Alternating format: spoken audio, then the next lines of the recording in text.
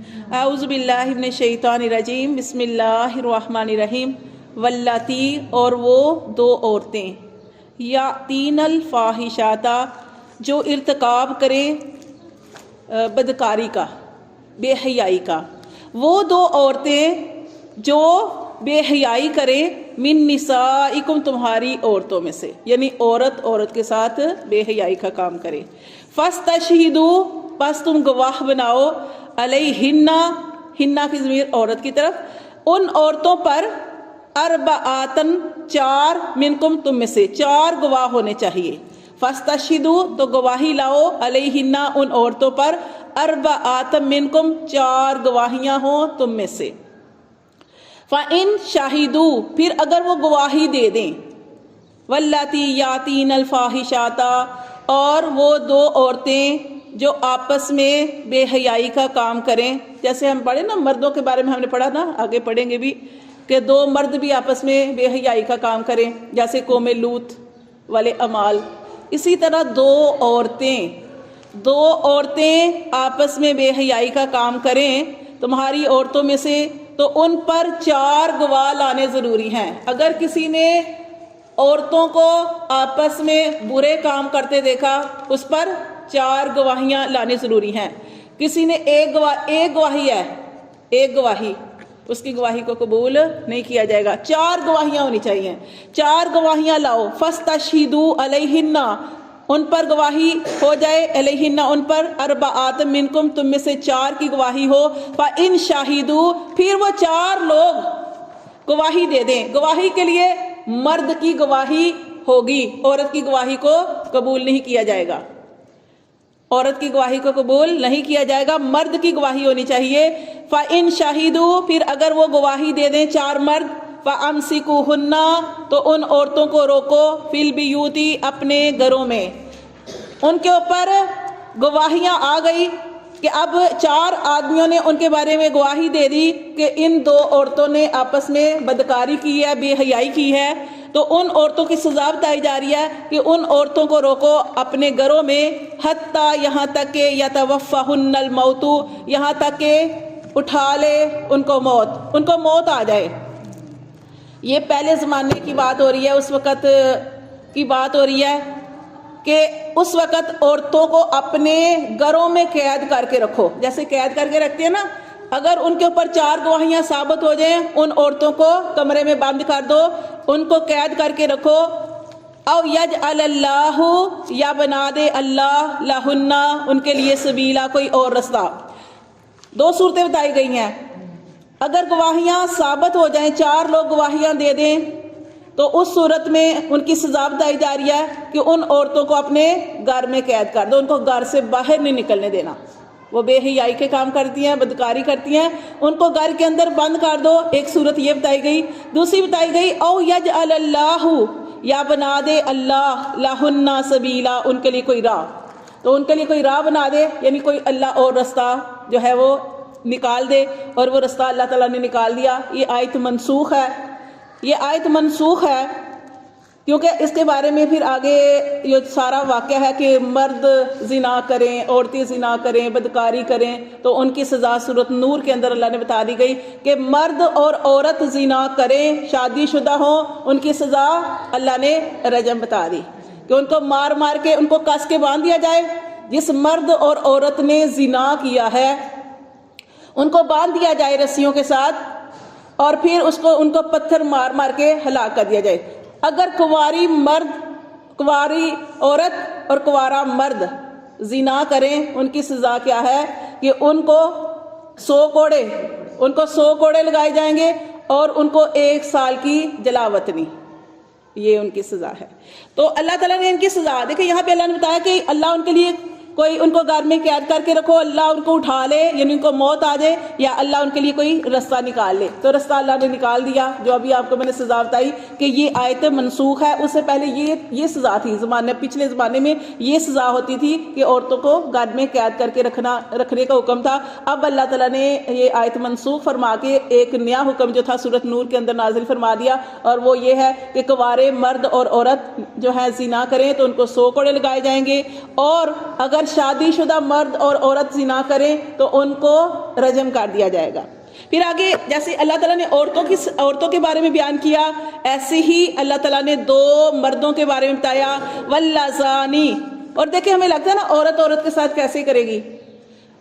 بے حیائی کا کام، یہ اللہ معاف کرے، یہ سارا کچھ ہو رہا ہے، یہ سارا کچھ ہو رہا ہے،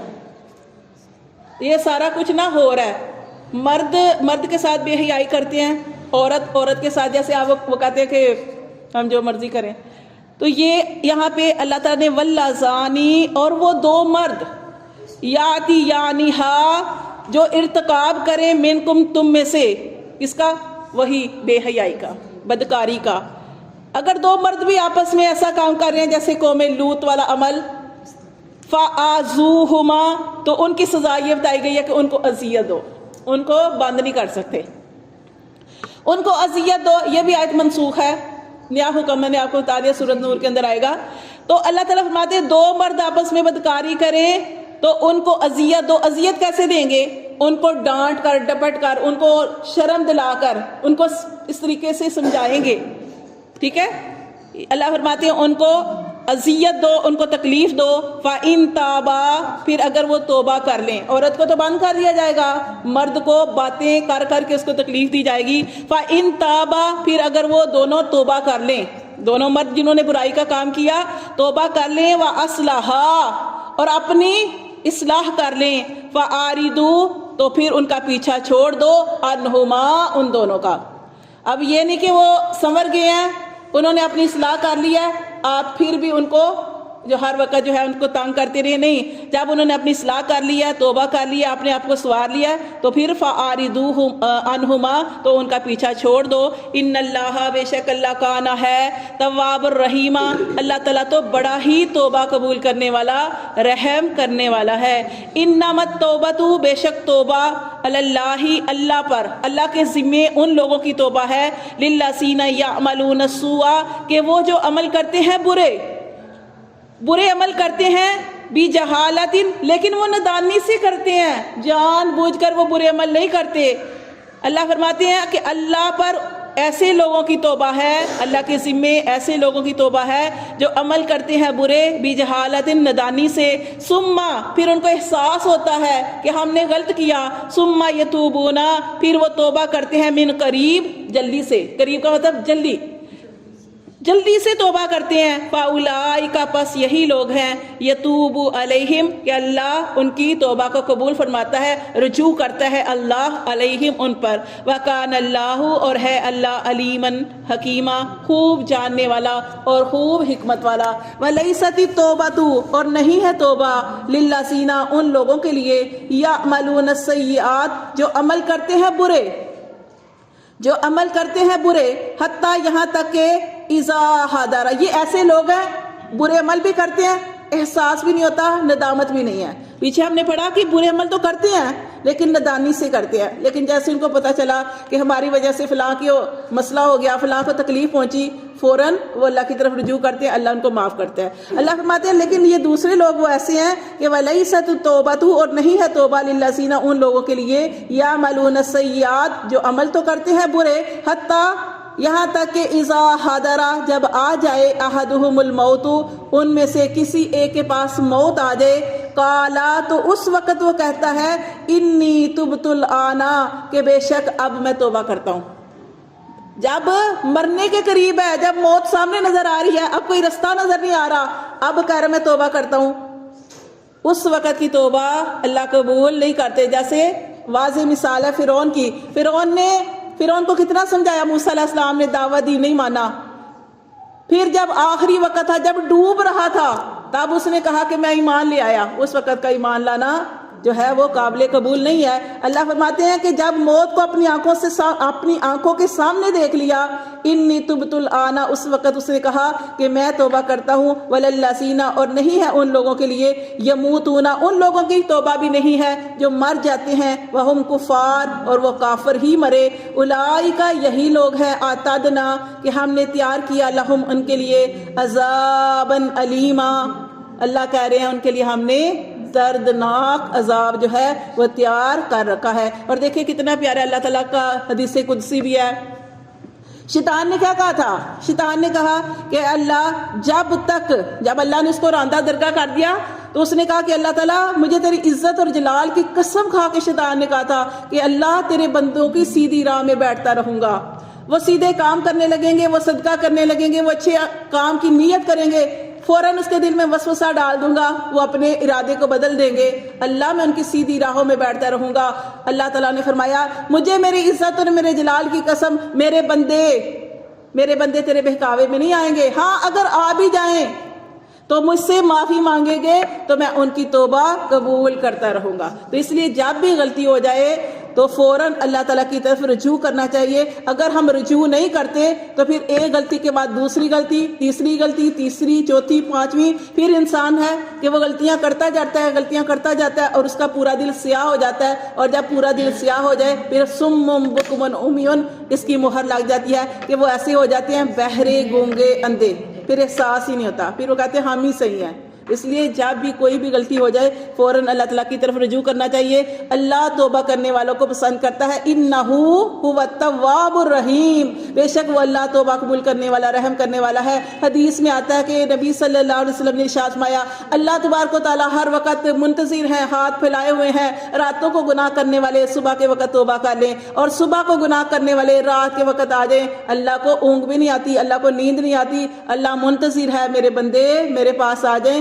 میں ان کی توبہ قبول کروں، اور اللہ تعالیٰ خوش ہوتے ہیں۔ اس لیے جب بھی کبھی کوئی غلطی ہو جائے، کیونکہ غلطی ہو جائے نہیں، کوئی بھی انسان ایسا نہیں جو غلطیوں سے پاک ہے۔ اللہ کے نبی حضرت آدم علیہ السلام، اللہ تعالیٰ نے ان سے کہا بھی کہ آپ نے اس درخت کے پاس نہیں جانا، لیکن شیطان کا غلبہ آ گیا نا۔ تو ہمارا بھی ایمان ایسے ہے، ہمارا ایمان کبھی کم ہوتا ہے، کبھی زیادہ ہوتا ہے۔ جب آپ ایسی محفلوں میں بیٹھتے ہیں نا جہاں پہ اللہ کا ذکر ہوتا ہے، جہاں پہ قرآن حدیث کی بات ہوتی ہے یا تو اس وقت کیا ہوتا ہے آپ کا ایمان بڑھ جاتا ہے، لیکن جیسے ہی آپ کسی اور چیز کو دیکھتے ہیں آپ کا ایمان کم ہو جاتا ہے۔ ایمان کم ہو جاتا ہے، ایمان کم بھی ہوتا ہے اور ایمان زیادہ بھی ہوتا ہے۔ اب یہ نہیں کہ میں آپ کو دیکھ کے کہوں گی آپ تو ہر وقت ہی ایسے ہیں، یا مجھے دیکھے کہ آپ میں ایسے نہیں ہوتا، کبھی ایمان کم ہو جاتا ہے، کبھی زیادہ ہو جاتا ہے۔ تو اس لیے ہر وقت جو ہے